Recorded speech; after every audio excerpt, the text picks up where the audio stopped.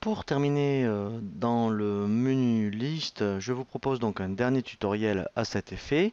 Nous allons voir maintenant sur Site Gestion Commerciale 2017 la création donc des prospects et des clients. J'ai volontairement fait exprès d'être dans la société exemple pour vous donner vraiment de la matière par rapport à toutes les informations qu'il faut renseigner soit dans une fiche prospect ou une fiche client, sachant que tous les renseignements sont identiques par rapport à un prospect ou un client. Alors, lorsque vous avez des demandes de devis mais par rapport à des prospects, je vous invite à les créer vraiment en tant que prospect. Pourquoi? Parce qu'en fait, ce qui va être intéressant, c'est que vous allez bien distinguer vos clients de vos prospects, et lorsque un devis va être accepté par rapport à un prospect que vous avez créé, il va automatiquement basculer en client. Comme ça va bien vous permettre d'isoler entre votre fichier client et votre fichier prospect. Alors, par contre, donc, on va voir toutes les informations qu'il faut renseigner, sachant qu'un prospect ou un client, eh bien, ce sont exactement les mêmes informations. Donc, lorsqu'on crée une fiche prospect ou une fiche client, donc on a un code. Alors, pour le code, alors, soit vous voyez, vous laissez incrémenter ciel le code prospect ou client. Donc ça, il faut vraiment aller voir dans le menu dossier paramètres. Je vous invite à consulter le tutoriel dédié à cet effet dans les paramètres du dossier.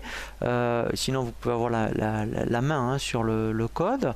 Ensuite, là, vous renseignez les informations d'ordre juridique. Vous pouvez créer, affecter une famille. Alors, en fait, elles sont déjà créées. Pourquoi? Parce que quand on a vu donc dans le menu liste la mise en place, on a vu un tutoriel sur les tables à créer dans les autres listes, et ici effectivement eh bien c'est intéressant de créer une famille, puisqu'après en statistique de chiffre d'affaires vous saurez exactement comment est réparti votre chiffre d'affaires au niveau des clients, à savoir par exemple le chiffre d'affaires que vous faites au niveau des grossistes, des grands comptes, tout ce qui est distribution par exemple. Donc là par exemple je peux mettre distribution.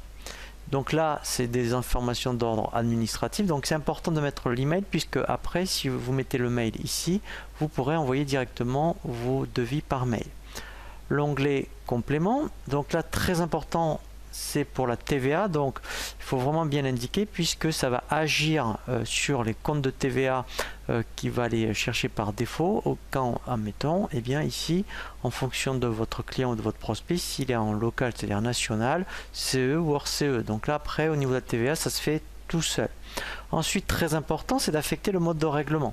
Donc là, on a vu dans un tutoriel par rapport aux autres listes étape 1, eh bien, les modes de règlement. Comme ça, ici, eh bien, après, au niveau de vos échéanciers, vous pourrez affecter directement un suivi de trésorerie, et vous saurez tout ce que vous devez encaisser à 30, 60, 90 jours par exemple. Si par défaut vous avez une remise particulière, vous l'affectez ici. Et là, très important, on l'a vu donc effectivement dans les tables, les catégories de tarifs, et bien vous pouvez, vous voyez comme on avait créé une table grossiste, hypermarché et particulier, bien en fonction des articles, quand, mettons, si ce prospect je l'ai affecté, mettons, un tarif grossiste, automatiquement tous les articles qui ont un tarif grossiste, eh bien, il irait le chercher par défaut. Donc ça, si vous avez une gestion tarifaire, eh bien, vous pouvez déjà ici l'affecter. Donc là, il y a une gestion de contact. Donc là, vous pouvez rajouter autant de contacts que vous voulez. Oui, donc là c'est vraiment très très intéressant, puisqu'après, effectivement, au niveau de la relation client, eh bien, on verra un tutoriel dédié à cet effet, tout ce que l'on peut faire en termes de suivi client par rapport à effectivement l'agenda. Il vous dira de soit le relancer, soit mettons de le contacter. Donc ça, c'est vraiment très très intéressant. Et après, on a un petit bloc-notes. Voilà. Donc que j'aille dans un prospect, vous voyez, ou si je vais sur une fiche client, c'est exactement, vous voyez, la même chose. On a vraiment les mêmes informations, sachant qu'après, effectivement, par rapport à un client, quand un prospect devient client, donc on a ensuite une gestion d'encours. Donc là, c'est intéressant, puisque après on verra effectivement si vous affectez des encours à des clients. on verra comment lui il est capable de contrôler l'encours autorisé et de vous avertir par rapport si vous voyez au niveau du seuil, vous voyez donc là on sait qu'il lui reste 1784 euros d'encours par exemple. Ensuite donc on affecte un commercial ou un technicien ou un formateur, on n'est pas obligé effectivement d'utiliser la table représentant comme dédiée à cet effet. Je vous conseille donc de cocher relevé de compte. Relevé de compte, et bien après effectivement vous aurez un état qui va vous permettre d'avoir un relevé de compte client. Donc si ce n'est pas coché, vous ne pourrez pas l'avoir. Il faut absolument le cocher. Bloquer, mais c'est quand éventuellement, par exemple, l'encours est dépassé, automatiquement il peut vous proposer de bloquer le client. Tant que l'encours n'est pas revenu au seuil autorisé, et bien le client, là vous ne pourrez pas passer de commande. Ensuite, après, donc là, au niveau de l'onglet adresse, on a une adresse de facturation, on a une adresse de livraison, mais ce qui est intéressant, on peut avoir d'autres adresses. Donc, si le client est de multisite, quand on passera des commandes, on peut, en plus de choisir l'adresse de livraison, dire, ben non, exceptionnellement, s'il y a du multisite, je vais choisir une autre adresse. L'onglet complément, donc là on l'a vu aussi comme le prospect, donc voilà, donc là après ce qui est intéressant, quand il y a un client, il y a ce qu'on appelle une gestion d'affaires, donc là je vous invite à consulter le tutoriel sur la gestion des affaires, et je vous conseille vraiment de le mettre en place, puisqu'après tout par rapport à ce client, vous aurez tout dans un dossier, comme votre chemise client, et là en fait on parle d'affaires.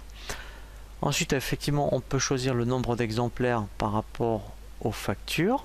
Contact, donc c'est comme chez les prospects, on a la même chose pour les relances clients, vous voyez, donc là voilà, donc là c'est tout ce qu'on a à faire chez ce client là, vous voyez, donc là bon ça n'a pas été fait depuis très longtemps, mais là voilà, on a toute cette relance à faire. Après donc la banque, donc là effectivement si vous faites des fichiers de virement, eh bien on peut créer donc des fichiers de virement si vous mettez donc le RIB du client. Et là, très intéressant, voilà, donc là on verra tout ce qui est notion de relance. Donc si c'est un très bon client que vous ne voulez pas relancer, par exemple, vous cochez ne pas relancer, et comme ça il n'apparaîtra jamais dans les relances clients. Mais là on verra vraiment un tutoriel dédié à cet effet.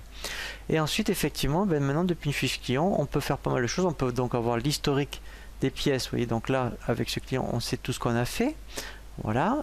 Donc ça c'est vraiment très intéressant. On a l'historique des règlements, donc là voilà, on sait que le dernier règlement voilà, a été fait le 15 février. On a donc les statistiques, donc là eh bien, on sait exactement voilà, pour ce client au niveau des commandes, voilà donc ce qui a été fait. On a après donc les détails des ventes, voilà donc pour tous les articles, voilà, donc là on sait exactement. Donc là après il faudrait choisir une autre intervalle de date. Voilà, donc ce qui est intéressant, donc c'est que depuis maintenant une fiche client, oui, on peut même faire les règlements depuis la fiche client, on peut même créer directement un devis, une commande depuis une fiche client, voilà, donc ça, on peut maintenant effectivement depuis une fiche client faire pas mal de choses.